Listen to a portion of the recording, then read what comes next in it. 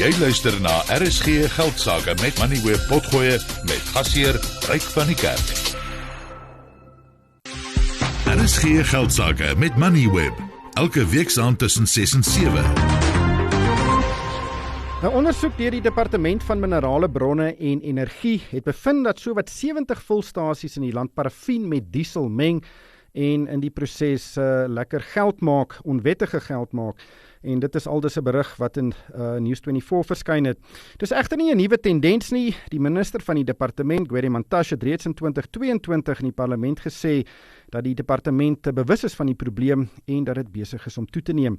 Nou, die meng van parafien en diesel is hoogs onwettig, nie net omdat dit engines beskadig nie, maar ook omdat dit belastinginkomste vir die staat verminder. Afapani Chifularo is op die lyn. Hy's uitvoerende direkteur van die Suid-Afrikaanse Petroleum Bedryfsvereniging of SAIPA. Thank you so much for your time tonight. How widespread is this problem? This is quite widespread based on the feedback that we get from the members of SAPIA.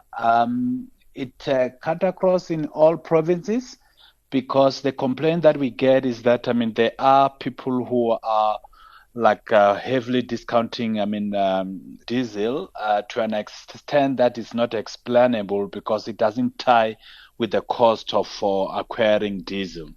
So it's an issue that we have been trying to tackle it on to see what are other ways of stopping this practice as opposed of just relying on the government testing the IP tracer dye that's in the paraffin. How much paraffin is typically mixed with the diesel? And what is the financial benefit to the station owner? We don't know more how many liters or volumes of paraffin that are going to diesel. However, the numbers, the sales of paraffin, the volumes themselves, there is something that you cannot explain. For instance, if you look in 2015, around about 600 million liters of paraffin were sold per annum. But that number has more than doubled. By 2023, 1.4 billion of paraffin has been sold. It can't be that the demand of illuminated paraffin has increased to that extent. There has to be another avenue where this paraffin is going. The only way you can explain is the diesel that's heavily discounted that is sold in various places. It's very concerning. The department have now cited 70 filling stations. The reality may probably be 10, 100 or maybe even 1,000 times higher. Is it possible for a road user to identify diesel that has been mixed with paraffin? Highly unlikely. Just remember that when you are at the filling station, you don't even see what is going into your car. You just have to trust that they are putting what you have requested. So the only way, which at least it can help you to really be extra careful, is to look at the type of discount that are being extended. Because likely, in most of the areas here in South Africa, there are so many service stations. So competition is rife. You will likely know what are the prevailing discounts among service stations.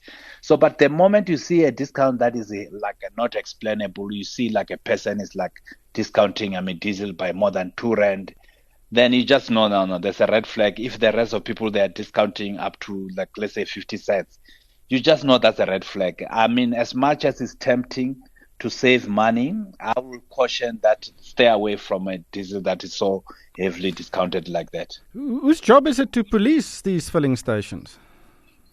So there are several parties that have got interest at this. First, you've got the Department of Mineral Resources and Energy, because they've got the responsibility in terms of Petroleum Products Act to make sure that the diesel or petroleum products that are sold at these service stations, which are licensed by them, they sell petroleum products that comply with their specifications, which will have been issued by the same department.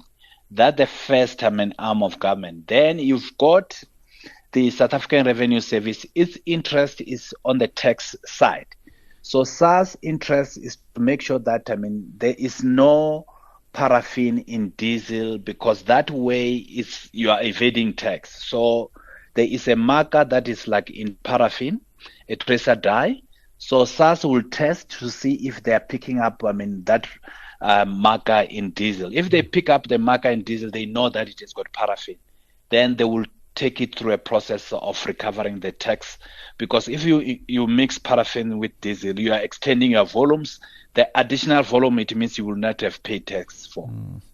Now, I would imagine that SARS would be more efficient, in theory at least, than the Department of Minerals and Energy. What is the sanction if a filling station is found guilty of mixing paraffin with diesel? What is the sanction? Is it significant or a slap on the wrist?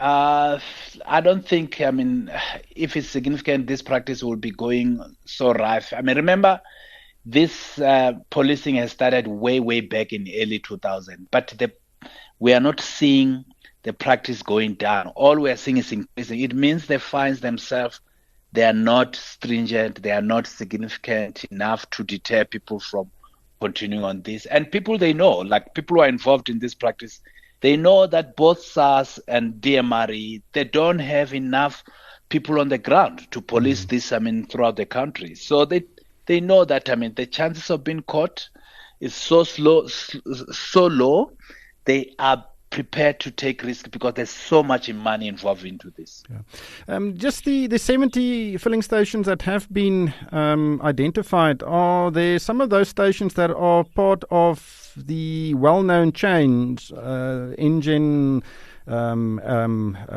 Michelle and the others? I don't want to single out any specific one, but are there some of the mainstream filling stations who are also guilty of this practice? The names that you have just mentioned, those are some of SAPIA members, and I'm quite convinced that they will not be among the numbers that have been mentioned. Actually, as a matter of fact, I had earlier on in the morning the DDG from the Department of Mineral Resources and Energy. He said the names that you have just mentioned, they will not be part of this. He mentioned other, like unknown, like branded, people who will be the ones that will be in that list. Jafapani Chifalaro, he is a executive director of SAPSAIPA. Jy het geluister na RSG Geldsaake met Moneyweb potgoeie elke weeksdag om 7 namiddag. Vir meer Moneyweb potgoeie, besoek moneyweb.co.za of laai die toepassing af en volg Moneyweb News om dagliks op hoogte te bly.